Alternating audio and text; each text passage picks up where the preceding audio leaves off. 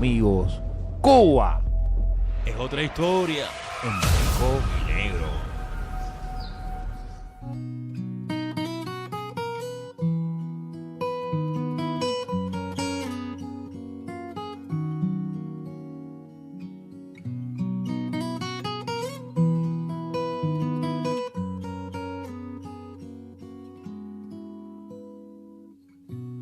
Ella siempre se esconde entre los campanarios de la cruz. Nadie supo su nombre, nunca enseñó sus ojos a la luz. Pero sé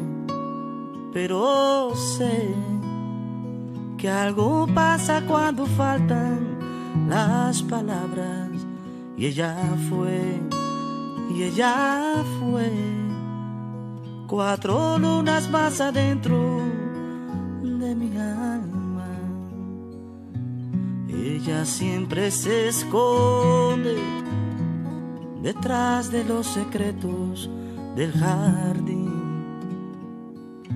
Nadie supo hacia dónde se fue de pronto y nunca más la vi. Pero sé que algo pasa cuando faltan las palabras. Y ella fue 4 lunas más adentro de mi alma.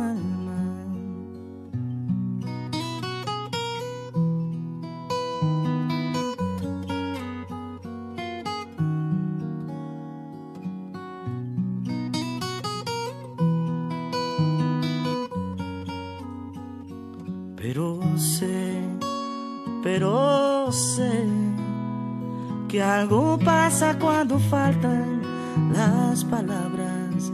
Y ella fue 4 lunas más adentro de mi alma. Ella siempre se esconde entre los campanarios de la cruz. Nadie supo su nombre, nunca enseñó sus ojos a la luz.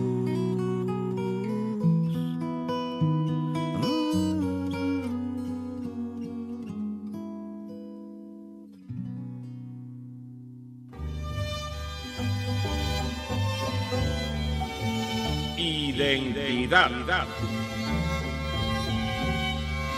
La conciencia de reconocerse históricamente en su propio entorno físico y social crea el carácter activo de la identidad cultural por la acción de conservación y renovación que genera.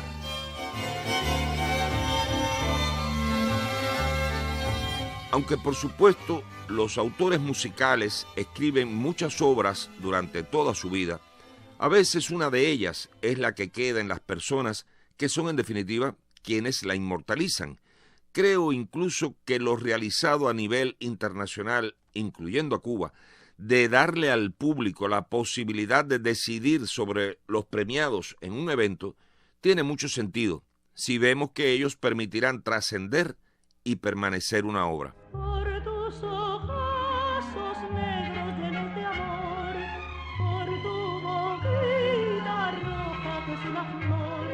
Además, debo decir que muchos autores, aunque tengan un gran repertorio, a veces trasciende de ellos una sola, cosa que puede ocurrir también con los intérpretes, como es el caso de Damisela Encantadora, interpretada por Esther Borja.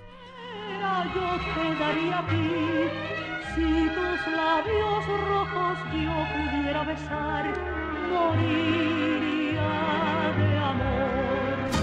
Guayabero, mamá, me quieren dar despacitico, nene, me quieren dar así más despacio, por Dios, me quieren si tú dar puedes más despacio, nene, me quieren a un dar pequeño fresito, mamá, me quieren dar cámara lenta, por Dios, me quieren dar santifícate un adarme, nene, me quieren un dar deseo, un adarme, por Dios, me quieren así dar en Guayabero, mamá, me quieren dar Entre los compositores está Faustino Ramas, el guayabero, que compuso En Guayabero y es la que más recordamos. Qué manera de quererte, qué manera. Qué manera de quererte, qué manera. Qué manera de quererte, qué manera. Por su parte, Luis Ríos, autor de muchos números buenos, no hay lugar donde no le pidan o no le canten su Qué manera de quererte, qué manera. ¿Dónde podré evocarte si no en tu risa de jardín y primavera? Y de un compositor camagüeyano, Jorge González Sayué, la obra de la que siempre se habla, sobre todo por su cubanía, es Amorosa Guajira. Esas imágenes que usted trata de dar responden a aquella realidad que usted vio allí. Bueno, ¿O hay mucho de poético en eso? hay mucho de imaginación, desde luego, porque uno cuando, al menos yo cuando escribo una composición, no la escribo tal como está desde el principio hasta el final ya acabada la composición, sino me surge una frase, un motivo, que a veces viene a quedar a intermedios de la obra, entonces me va surgiendo otro, después yo lo voy coordinando y al fin, como hacen ustedes en las ediciones de los programas, entonces ya al fin sale la obra completa. Pero con la Amorosa Guajira no me sucedió así, sino que salió completa de arriba a abajo. No es un secreto el éxito que inmediatamente tuvo la Amorosa Guajira de González Sayué. Todos querían demostrárselo. Yo me encontraba en La Habana trabajando, donde fui contratado para el Café de Artistas, que estaba frente a lo que es hoy el Habana Libre, estaba en construcción todavía. Fui contratado allí como pianista acompañante. Allí estuve desde mayo, fui para allá, hasta noviembre del año 57. Entonces, en enero del 58, comencé a trabajar en el Willis Club.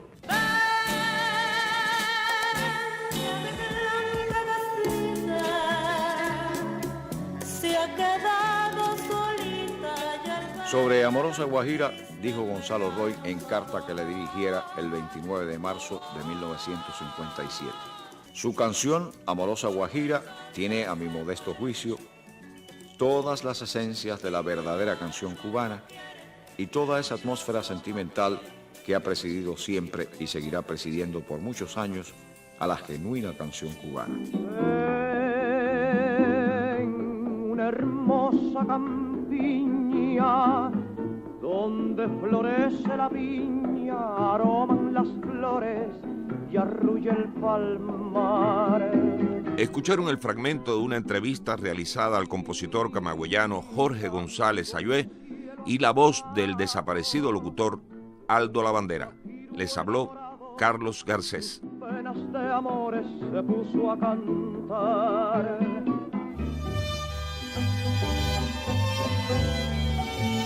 Identidad.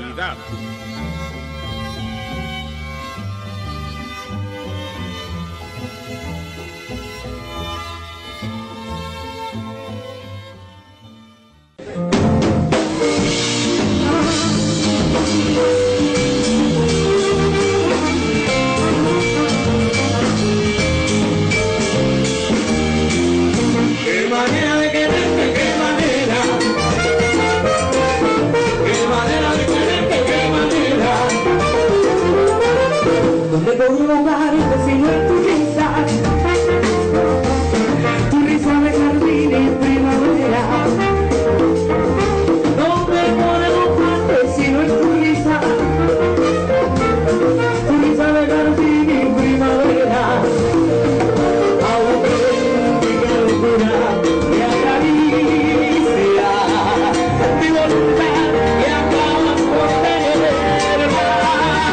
Qué manera de quererte, qué manera.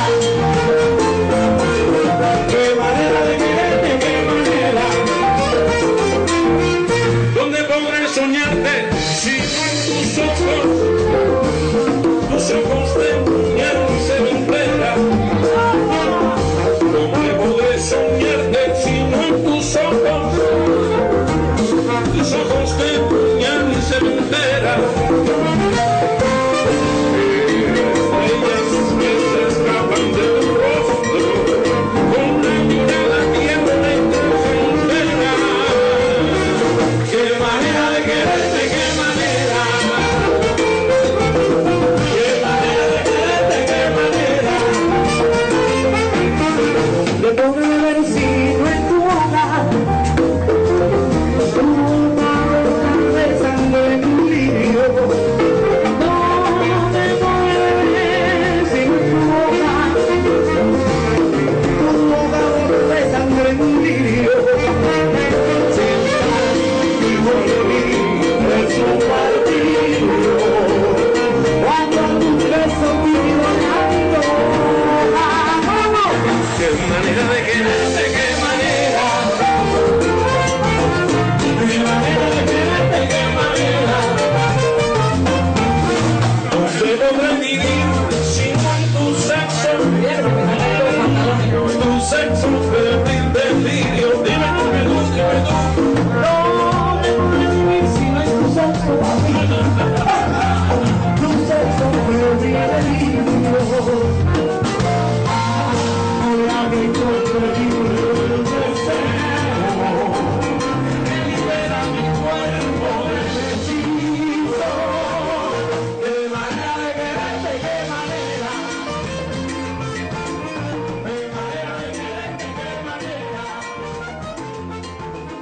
qué manera. Y volvemos aquí, Cuba es otra historia, desde la tierra cubana del Che Santa Clara, con el licenciado Faustino Moriano Morales, quien es el licenciado en Ciencias Sociales de Cuba, ¿no? Y combatiente de Playa Girón. Estábamos hablando de momentos en lo que ustedes se enfrentaron ya con los mercenarios, los prisioneros, ¿no?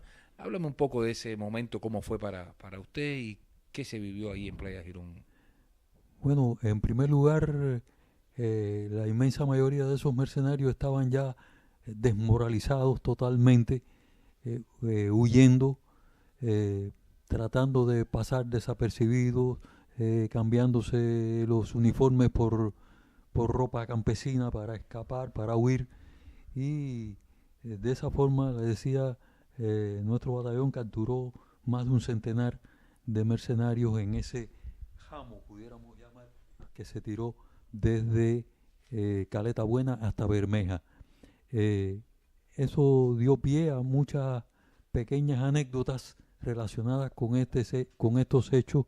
Por ejemplo, hubo casos en que en una de nuestras postas, que estaba compuesta por 3 compañeros, en medio de un monte muy espeso, a cierta distancia una posta de otra, alguien, producto de que se habían acabado los combates, etcétera, alguien que estaba de guardia se quedó dormido en su hamaca, y al despertar por la mañana se encontró que junto con ellos 3 dormidos, había varios mercenarios. Entonces, que habían llegado precisamente allí para entregarse, aprovechando que estaban dormidos y por temor a que cuando se aparecieran les dispararan o los atacaran de alguna forma. ¿Qué se hacía con esos mercenarios una vez capturados? Bueno, lo primero que te quería decir es que llegaban hambrientos, llenos de picadas de mosquitos, inflamados por el guavo. El guavo es una planta urticante que no solo por el roce, sino hasta por la sombra de ella produce inflamación en la piel y demás. Y eran atendidos, compartíamos con ellos los pocos recursos con que contábamos nuestra tropa, o sea, la conserva, alimentos, cárnicas y de dulces y de potaje, etcétera, que tuviéramos, el agua, que era muy fundamental en aquella situación, porque es una zona totalmente seca y por regla general los pocos manantiales son salobres. Entonces el agua era un artículo de lujo, y también lo compartíamos con ellos. Todo eso que te estoy contando, bueno. Eran fundamentalmente cubanos los que llegaron. Sí, fundamentalmente cubanos. Aunque habían... Cubanos que habían huido hacia Estados Unidos, muchos de ellos vinculados a la tiranía batistiana, otros que profesaban en Cuba negocios que la revolución no toleraba, como la droga, la prostitución, el juego ilícito, etcétera, y toda esa morralla humana había huido. Otros eran sencillamente explotadores, la alta burguesía, altos comerciantes, descendientes de dueños de centrales azucareros, de latifundistas, etcétera, psiquitrillados, como decimos acá, o sea, nacionalizados, etcétera, y que huyeron hacia Estados Unidos y allá pues, los armaron, los entrenaron, les pagaron y nos los enviaron para acá. Y sus reacciones se correspondían con toda esa formación social a la cual pertenecían, o sea, a su clase social correspondiente. O sea, ninguno de ellos vino a dar la vida por una causa justa, ni mucho menos, sino tratando de recuperar los bienes perdidos o las posiciones que anteriormente habían ocupado, etcétera. Eso es lo que te puedo decir. ¿Y cómo surgió esa idea del comandante Fidel Castro de cambiarlo por compota? ¿Sabe más o menos? Bueno, eso no sé cómo surgió la idea realmente, pero lo que sí sé es que se exigió una compensación al gobierno de Estados Unidos por los daños, por las pérdidas humanas, por los heridos, por los desastres causados por los bombardeos, etcétera, y por todo lo que representó para el país movilizarse para aplastar esa invasión mercenaria. Y entonces el gobierno de Estados Unidos no aceptó, no estuvo de acuerdo en pagar esa indemnización, y entonces los familiares de los mercenarios cautivos acá en el país fueron los que propusieron favorecer al país de alguna manera con medicamentos, vitaminas, compotas, alimentos para niños, etcétera, y se le entregaron nuevamente todos esos prisioneros. Y era más valioso para para nosotros la salud, la vida de los cubanos que claro, precisamente las vidas de los cubanos fallecidos y de los daños causados al país realmente no tienen precio. Pero eso todavía no las deben. Una compensación que en definitiva se decidió aceptar moralmente y devolver a esas personas que en definitiva muchos vinieron también engañados, otros eran sencillamente aventureros, muchos de ellos incluso se arrepintieron totalmente de haber participado en esta acción, vinieron engañados.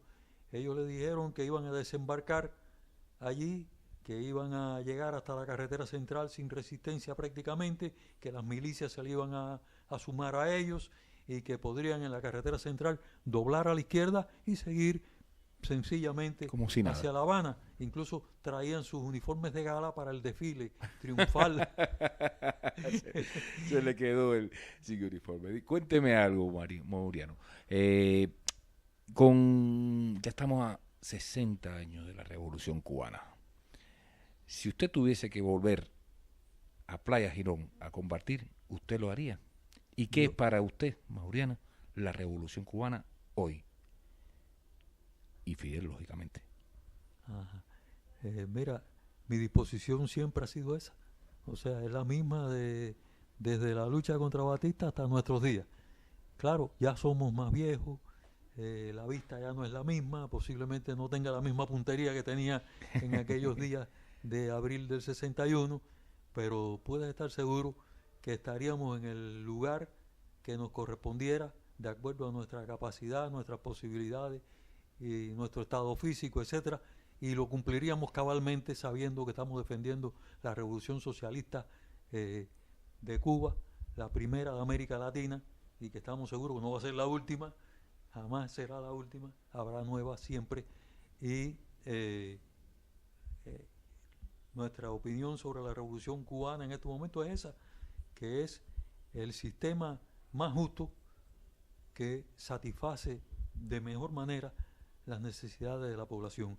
Y si tenemos dificultades económicas y de otro tipo, no es por la revolución, es por el bloqueo económico que nos tienen impuesto hace más de 50 años. Claro. Muchas personas a veces dudan, no comprenden la cabalidad de la magnitud del daño que hace al país ese bloqueo. Claro, a eso se suman también a veces algunas dificultades internas, algunas cuestiones de burocratismo, de algún... Lógico, no es el paraíso, como yo digo, Cuba, pero es mucho más justo que Cuba. Pero la causa fundamental de las Más dificultades económicas que podamos sufrir y de las escaseces, etcétera, que en algún momento tengamos, son precisamente culpa del bloqueo económico que impone Estados Unidos de manera unilateral sobre nuestro país y con carácter dominante sobre el resto del mundo, poniendo multas extraordinarias a quienes se atreven a comerciar con nosotros, a facilitarnos labor de cobertura bancaria, etcétera. Pero a pesar de todo ese bloqueo, Cuba y la revolución cubana sigue vanguardia y nunca ha habido, como le digo yo, un muerto de hambre. Nunca ha habido alguien desatendido médicamente, claro, ni le ha faltado eso. Es decir, que la revolución cubana ha luchado contra ese bloqueo y se ha mantenido, pero lo principal, claro, como decías, es la vida humana y la vida de los cubanos, ¿no? Y ha mantenido siempre esa atención a la población, tanto en la salud pública, la educación, esos sectores, nunca, a pesar de todas estas dificultades, nunca se han desatendido. Sigue existiendo y funcionando gratuitamente para toda la población, tanto la atención médica como la educación, el deporte, la cultura, son logros del país, el desarrollo científico que se han mantenido a pesar de todo, a pesar de todas las dificultades, del bloqueo y de todo lo que venga, las agresiones que puedan venir, algún día se mantendrán, mientras podamos mantenerlas, aunque sea a sangre y fuego. ¿Qué es para Mouriano Fidel Castro? Un padre, un guía, un maestro, el líder indiscutible, invencible de nuestra revolución, y para mí es tan vivo, y yo diría, como dijeron los jóvenes en aquella noche memorable, yo también soy Fidel. Me siento así, dispuesto a hacerlo, en todos los sentidos. Y es para mí un guía, al igual que el Che. Voy para ahí. ¿Y qué es para un santaclareño como usted, combatiente, el Che Guevara? Creo que una de las satisfacciones más grandes que he tenido en mi vida de revolucionario ha sido precisamente el tener la posibilidad de trabajar en el complejo escultórico Comandante Ernesto Che Guevara, divulgando su vida, su obra, su pensamiento y explicando no solo a los cubanos, sino incluso a multitud de extranjeros de todo el mundo que visitan ese lugar, las características del Che, su carácter, su lucha, sus ideas, sus obras, y creo que ha sido uno de los momentos más intensos y más interesantes de mi vida revolucionaria.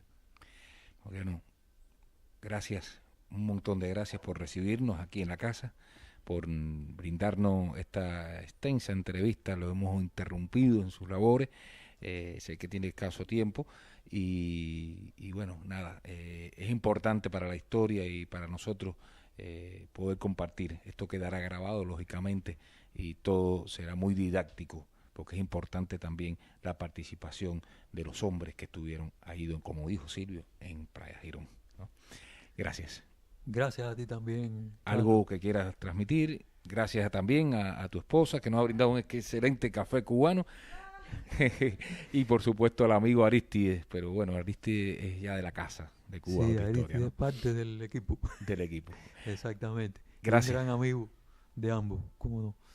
Okay. Bueno, amigos, ya nos tenemos que ir. Tenerlos acá con nosotros. Pero realmente era muy importante estar en Santa Clara y pasar por casa de Mouriano, del licenciado Mouriano.